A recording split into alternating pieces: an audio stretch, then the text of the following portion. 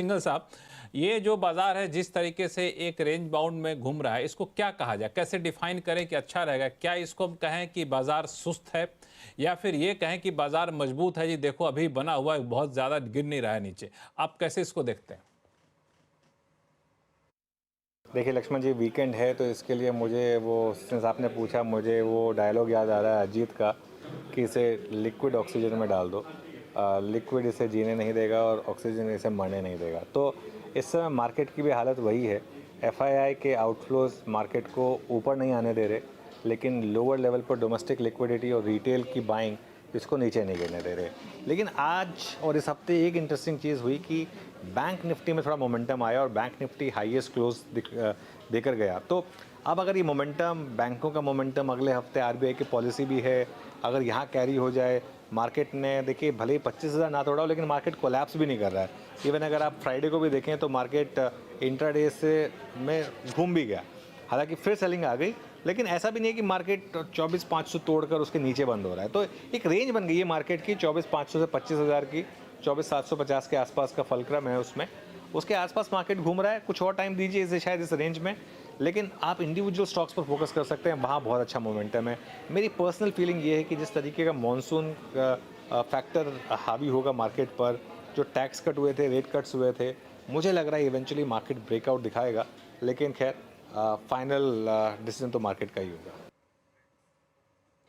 बिल्कुल, आगे चल के मार्केट एक ब्रेकआउट दिखाएगा। अभय अग्रवाल साहब, आपने सुना अनुज जी को, उनका कहना है कि एक बड़ा ट्रिगर जो है वो आपको आरबीआई के अगले हफ्ते के जो रेट कट की संभावना है वो एक रहेगा, और बाकी मानसून देख ही रहे हैं समय से पहले कितना अच्छा हो चला है।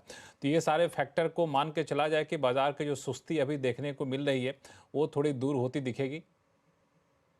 जी बिल्कुल दिखेगी। इनफैक्ट अनुज के शो में मंडे को ही हमने चर्चा करी थी इसके बारे में। मेरा व्यू ये है कि जो अभी टेक्निकली भी जो फ्लो है मार्केट में, जो कॉन्वर्जेशंस हो रही है इन्वेस्टर्स के साथ, डोमेस्टिक लार्ज इन्वेस्टर्स और फॉरेन इन्वेस्टर्स के साथ, उनका यही पूछना है कि अपॉर्चुनिटीज कहाँ हैं, क्योंकि कुछ सेक्टर्स हैं, कुछ स्टॉक्स हैं जो थोड़े हाई है वैल्यूएशन के लेवल पे, तो उनका कंफर्ट नहीं है।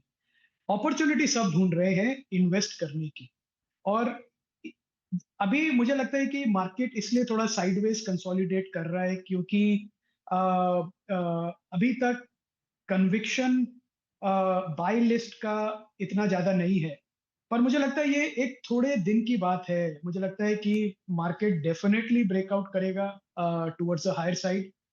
वो अगले महीने करेगा या उसके बाद करेगा, पर करेगा जरूर, क्योंकि जिस तरह का फ्लोज मार्केट में आने वाले हैं, जो दिख रहे हैं, कॉन्वर्जेशन जिस जिस जिस तरह की हो रही है, तो मुझे लगता है वो जो टेक्निकल फैक्टर है कि मार्केट में पॉजिटिव फ्लोज इतने ज्यादा नहीं आ रहे कि मार्केट ब्रेकआउट करे, वो अपने आप फिक्स हो जाएगा अगले महीने भर में।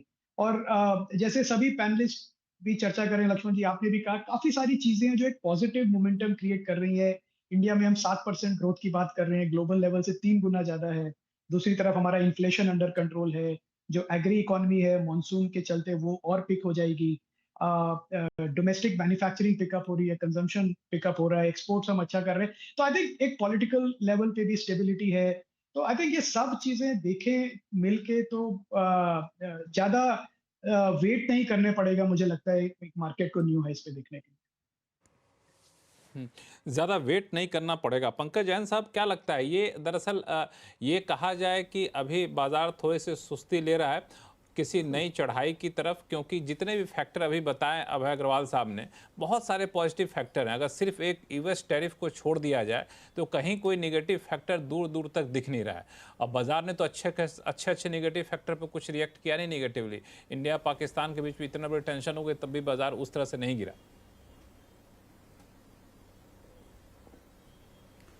देखो लक्ष्मण जी, दो चार चीजें हैंगी। Generally I am also in the camp कि मार्केट में जनरल एक रुझान रहेगा। आई think it will something like कि 2 कदम आगे 1 कदम पीछे, 2 step forward 1 step backward. I think that would be the kind of scenario which I feel market would play out in next few weeks, next few months. और अगर हम देखें, अगर हम जिस तरह अभी रिजल्ट खत्म हो गया है, Q4 का नहीं, फॉरवर्ड में, डेफिनेटली फॉरवर्ड में, 2 स्टेप फॉरवर्ड 1 स्टेप बैकवर्ड, ठीक है। तो नेट में हम 1 स्टेप आगे ही चलेंगे, ठीक है। तो that means that also shows कि मार्केट में वॉलिटिलिटी रहेगी, कोई इतनी आसान मार्केट नहीं रहेगी।